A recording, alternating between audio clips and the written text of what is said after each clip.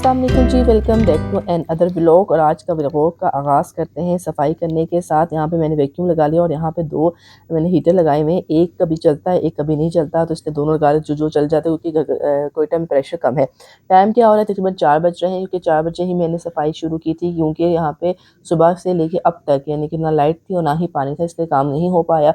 जैसी लाइट आई मैंने वैक्यूम लगा लिया और साथ ही मैंने यहाँ बॉयल कर लिए थे, स्टीम कर लिए थे सिंघाड़े, क्योंकि मैं जिस सिंघाड़े बहुत पसंद है, कोयटा में बहुत ही कम आते हैं।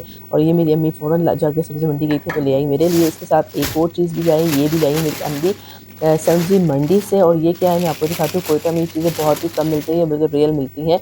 ये है जी मशरूम। जी हाँ, मशरूम जो है वो कच्चे मशरूम मेरी अम्मी को मिले थे तो वो मेरे लिए ले आई थी। और ये बहुत ही कम आते हैं, तो इसको मैंने छील लिया है। अच्छा मैं बताती हूँ इसको मैंने कैसे छीला। और ये यूट्यूब से मैंने ही सीखा है।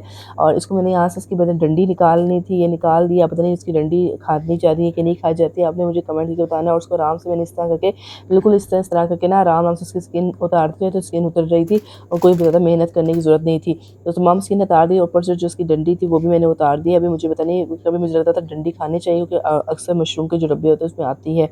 आपने मुझे कमेंट में बताना है जो लोग जिनके इलाकों में ये मशरूम आते हैं और ये पकाते हैं, ज़रूर मुझे मेरी हेल्प करें कि इन्हें किस तरह खाया जाता है, इस तरह खाया जाता है। अच्छा फिर मैंने मशरूम्स काट दिए थे। अच्छा मैंने यूट्यूब में बहुत ज़्यादा वीडियोस देखी और मुझे समझ नहीं आ रही थी वाकई इसको इस तरह बनाया जाता है कि नहीं बनाया जाता।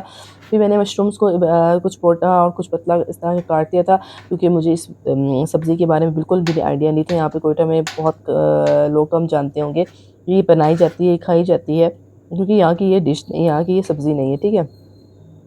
दूसरा यहाँ पे इसके अंदर जो है ना वो मैं आपको दिखाना चाह रही थी, ये बाल टाइप है, ये देखिए ये बाल टाइप ब्लैक कलर के ये हैं। ये इस तरह की चीज़ है और ये मुझे थोड़ी सी अजीब लग रही थी।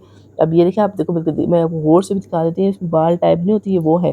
उसके बाद मैंने क्या सोचा, मैंने कहा इसको क्यों ना स्टीम किया जाता है। इसको मैंने कुकर के अंदर पानी ले लिया और साथ ही मैंने इसमें छन्नी रख दी है ताकि कि मैं स्टीम में रख दूँ। तो मैं थोड़े से रख रही हूँ ताकि कि मुझे इसके जायके का पता चले कि कैसा है इसका जायका। तो मैंने इसको थोड़ा सा इसमें डाल दिया है और इसके बाद अभी मैं इसको स्टीम दे दूँगी। तकरीबन 5 से 6 मिनट स्टीम दूँगी। जब कुकर जल जाएगा उसके पास 5 से 6 मिनट वेट करूँगी, 5 से 6 मिनट इसको चलाऊँगी, उसके बाद ही आपको दिखाऊँगी। अच्छा मेरे कुकर को थोड़ा बंद करने का स्टाइल जो थोड़ा सा टेढ़ा मेढ़ा है।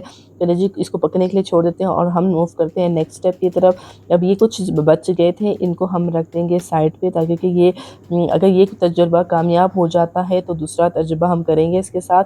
और क्योंकि मुझे बिल्कुल भी आइडिया नहीं है, मैं पहले बार-बार ये कह रही हूँ। अच्छा जी मशरूम को 5 से 10 मिनट मैंने बनाया था, उसके बाद इसके स्टीम के रिलीज़ होने का मैंने वेट किया। जब स्टीम बिल्कुल ख़त्म हो गई है, अब हम कुकर को खोलेंगे। आप देख सकते हैं बिल्कुल स्टीम नहीं है। कुकर को खोल लेते हैं और इसको मैं चेक कर लेती हूँ कैसे बने हैं जी ये। अच्छा ये जी गरमा-गरम स्टीम किए हुए मशरूम है। अच्छा ये थोड़े से खाने में एक दफ़ा मैं खा लूँ, मैं आपको बताती हूँ कैसे हैं। खाने में थोड़े से जायके में कड़वाहट सी थी। जायका तो ऐसे लग रहा था जैसे आता है मशरूम का जो डब्बों में आता है, लेकिन थोड़ा-सा कड़वाहट थी। शायद ये जो ब्लैक-ब्लैक है इसकी वजह से थी। अब मुझे ये बताएँ कि ये ब्लैक-ब्लैक इसके साथ पकाने होते हैं, काटने के अलग करने होते हैं? यूट्यूब में मैंने वीडियोज़ देखी तो उसका मुझे नहीं समझ आई, लेकिन जायका बिल्कुल था, लेकिन इसमें ब्लैक वाला नहीं था और कलर भी थोड़ा-सा ब्लैक हो गया। तो ज़रूर मुझे गाइड कीजिएगा, मेरी हेल्प करें। अच्छा यहाँ पे मेरा पूरा चूल्हा भी ख़राब हो गया था, इसको भी अभी मैं साफ़ कर लूँगी और साफ़ करने के बाद ही हम नेक्स्ट स्टेप की तरफ जाएँगे। और यहाँ पे ढेर सारे बर्तन जो हैं वो जमा हो जाते हैं। जब आपको थोड़ा-सा भी काम करना हो तो आपका बर्तन जो है वो बहुत ज़्यादा जमा हो जाते हैं। तो इनको भी हम वॉश कर लेंगे और उसके बाद ही हम नेक्स्ट स्टेप की तरफ मूव करेंगे। और बाकी का मशरूम का मैंने क्या किया, मैंने रख दिए हैं। फिर सालन जो है वो ये गरम कर रही हूँ चिकन का। और आपने मुझे ज़रूर मेरी हेल्प करनी है कि इन मशरूम को हम कैसे रेडी कर सकते हैं और कैसे नहीं रेडी कर सकते हैं। ये एक चीज़ मैंने बनाई थी, वो मैं नेक्स्ट वीडियो में शेयर करूँगी आपके साथ कैसे बनाई। उसके बाद मैंने मूँगफली खाने शुरू की क्योंकि मैं बहुत थक चुकी थी और थकने के बावजूद से मेरे पास बिल्कुल भी टाइम नहीं था कि मैं मज़ीद उसको ऐड कर सकूँ और ब्लॉग बड़ा कर सकूँ। ठीक है। इसमें मैंने यहाँ पे आटा गूँथना शुरू कर दिया क्योंकि अभी आटा गूँथने का टाइम हो चुका था और मैं इस मशीन में आटा गूँथती हूँ। अगर आप इस मशीन के बारे में जानना चाहते हैं कमेंट करके मुझे ज़रूर बताइएगा।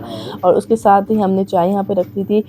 चाय गरमा-गरम पी रहे थे, पीने के लिए पका रहे थे मेरे हस्बैंड। और साथ ही दूध गर्म कर दिया था क्योंकि मैं बहुत ज़्यादा थक चुकी थी। मैंने एक और चीज़ आपके लिए रिकॉर्ड की है, वो नेक्स्ट वीडियो बनाऊँगी। वो बहुत ही अच्छे उन ख़वातीन के लिए जो चाहती हैं वो सेहतमंद रहें, उनके लिए अच्छा। यहाँ पे चिकन है और यहाँ पे मैं एयर फ्राई राफ़। अच्छा मुझे ये बताना है, पूछना है आप लोगों से एक और बात, ये राफ़ का जो चीज़ें हैं क्या वो वाक़ई अच्छी नहीं होती है? कि मैंने ये लिया है, एक और चीज़ मैंने ले नहीं थे, लेकिन सबने मुझे मना किया।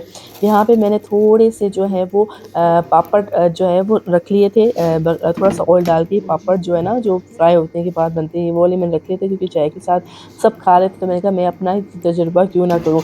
तो अच्छा, अपने राफ़ की चीज़ों के बारे में बताना है, और देखिए थोड़े से बन चुके हैं, तो मैं थोड़े से कड़क-कड़क से हो गए हैं। तो इनको मैं निकाल लेती हूँ, कड़क कड़क कड़क की आवाज़ें इसमें आ रही थी, तो मैं इसको निकाल देती हूँ और मैं आपको दूसरे दिखाती हूँ। जी, दूसरे आप इस तरह देख सकते हो कि ये बिल्कुल इस तरह के बन रहे हैं, ऑयल वाले। ऑयल इसमें बहुत ज़्यादा इसमें यूज़ किया जा रहा है।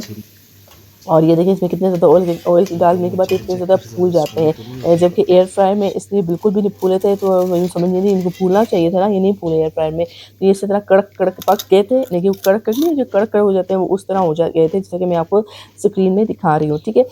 अभी आपने मुझे 2 चीज़ें बतानी है, एक आपने मुझे बताना है कि मशरूम कैसे बनते हैं, और दूसरा आपने राफ़ के हवाले से भी बताना है कि इसकी प्रोडक्ट चाइनीज़ होती है, अच्छी होती है, नहीं होती। उसके मेरी बाद जी बात ही हमने लूडो खेली, जी लूडो खेली और लूडो थोड़ा-सा एन्जॉयमेंट करने के लिए खेली, ताकि एन्जॉय कर सकें। और उसके बाद जी हमने गरमा-गरम सूप पिया, यानी कि इतना मैंने काम किया और इतना ही मैं थकावट से दूर हो गई। तो नेक्स्ट वीडियो पे और नेक्स्ट व्लॉग तक ज़रूर मेरे साथ अटैच रहिएगा। उसके उसके लिए आपने मेरे चैनल को सब्सक्राइब करना है, मेरी वीडियो को लाइक करना है और शेयर भी करना है। अगर आपने नेक्स्ट वीडियो देखना चाहते हैं कि मैंने एक ऐसी क्या चीज़ बनाई है, जिससे जो है वाक़ई ख़वातीन को एक ताकत मिलती है, और ये जो सूप है, ये बाहर से मँगाया था। इसके साथ जो आपको जो सॉसेज नज़र आ रहे होंगे, और साथ ही मेरे हस्बैंड जो है वो मैच देख रहे हैं, और मुझे बिल्कुल भी मैच में इंटरेस्ट नहीं है। आप में से किसको इंटरेस्ट है, कमेंट करके बताइएगा। नेक्स्ट वीडियो तक इजाज़त दें। अपना बहुत ज़्यादा ख़्याल रखें। अल्लाह हाफ़िज़।